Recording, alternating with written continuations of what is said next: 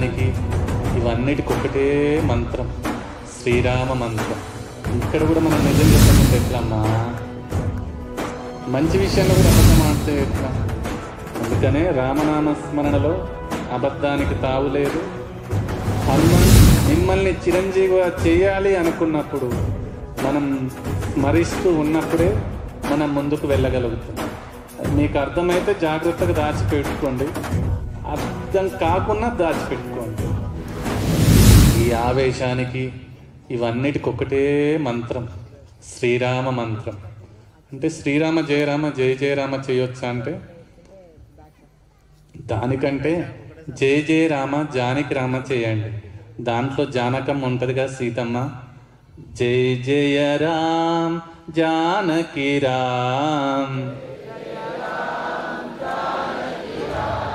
జయ జయ రామ్ జానకి రామ్,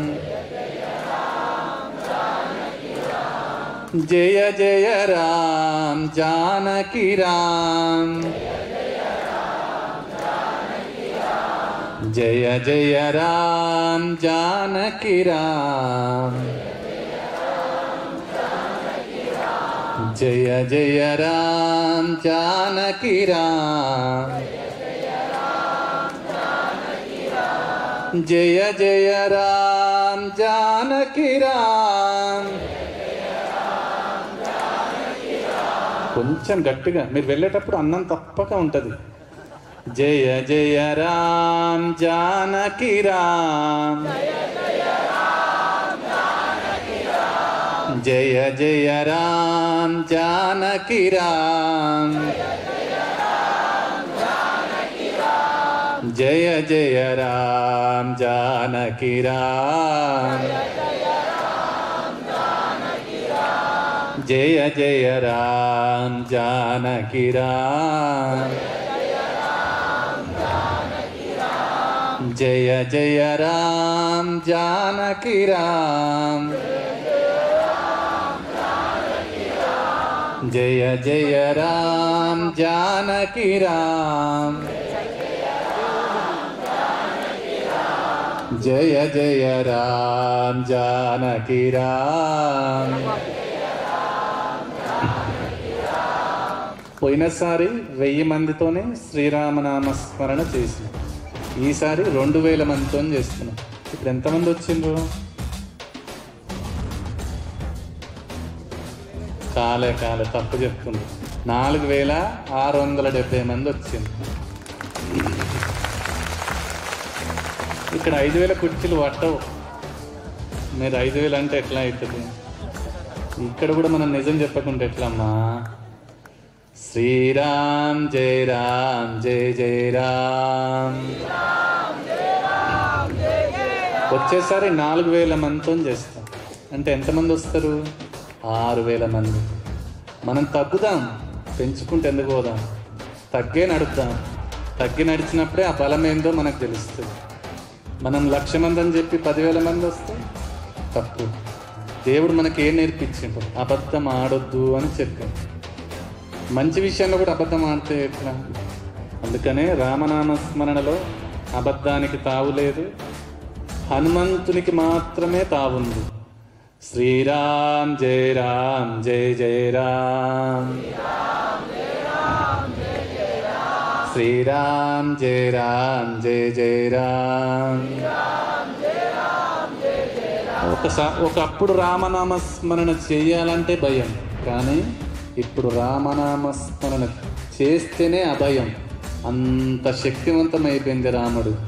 కాబట్టి మీరు ఎక్కడ ఎవరికి భయపడకుండా ఏ హనుమంతుల వారి దగ్గరికి వెళ్ళినా రాముణ్ణి స్మరించండి. రాముణ్ణి స్మరిస్తే హనుమంతుడు సంతసిస్తారు. అందుకని రాముని స్మరించటం ఎప్పుడు మానకండి. అట్లాగే మీ ఊర్లలో మీ ప్రాంతాలలో ఎక్కడున్నా రామనామ స్మరణ చేయండి. హనుమంతుని గుడికి వెళ్ళండి, హనుమంతుడి దేవాలయాలను శుభ్రం చేయండి. అందరు అనుకుంటారు హనుమంతుడు పొద్దున్న లేవంగానే హనుమంతుని దండం పెట్టుకొని వెళ్తే బాగుంటుంది అని అనుకుంటారు. కానీ హనుమంతుని గుడిలోకి వెళ్ళి ఊడ్చే వాళ్ళు ఉండరు, తూడ్చే వాళ్ళు ఉండరు. హనుమంతుడు ఎట్లా ఉంటుంది అంటే, ఊరు ఒకటి ఉంటుంది, ఊరవతల ఒక మర్రి చెట్టు ఉంటుంది. ఆ మర్రి చెట్టు ఏం చేస్తుంది? వచ్చే వాళ్ళకు నీడనిస్తుంది, వాన నుంచి కాపాడుతుంది, చలి నుంచి కాపాడుతుంది. దాన్ని అంతవరకే మనం అర్థం చేసుకుంటాం. అదేవిధంగా హనుమంతుడు ఊర్లో ఉన్నాడు, ఊరిని కాపాడుతాడు, ఊరిని రక్షిస్తాడు, తప్పదు అనుకున్న వాళ్లకు తన ముందుండి నడిపిస్తాడు. అందుకనే దయచేసి అన్నిగా భావించకుండా హనుమంతుడి కోసం హనుమంతుని ఆలయాలను పూజలు చేయాల్సిన అవసరం లేదు, శుభ్రం చేయటం నేర్చుకోండి.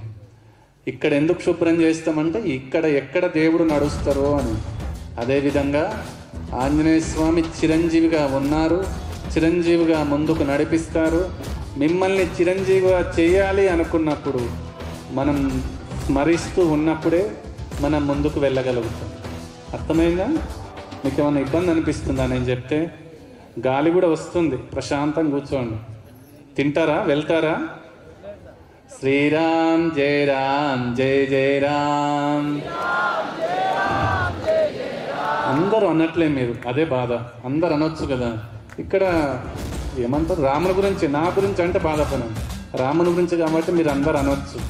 శ్రీరామ్ జయ రామ్ జయ జయ రామ్, శ్రీరామ్ జయ రామ్ జయ జయ రామ్, శ్రీరామ్ జయ రామ్ జయ జయ రామ్, శ్రీరామ్ జయ రామ్ జయ జయ రామ్,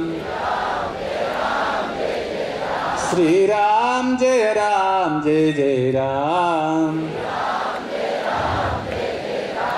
శ్రీరామ్ జయ రామ్ జయ జయ రామ్, శ్రీరామ్ జయ రామ్ జయ జయ రామ్. నామస్మరణ మీకు నచ్చిందా? నాకు ఎక్కువ గొంతు లేదు, ఎక్కువ నేను మాట్లాడడానికి రాదు.